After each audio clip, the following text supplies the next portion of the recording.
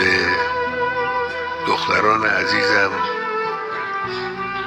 خانم‌های حاضر در جلسه عرض میکنم توجه بدید کسانی رو که در پیرامون شما هستند که مسئله حجاب رو یک مسئله دینی و اسلامی و زهرایی و زینبی بدونن. به همه سفارش میکنم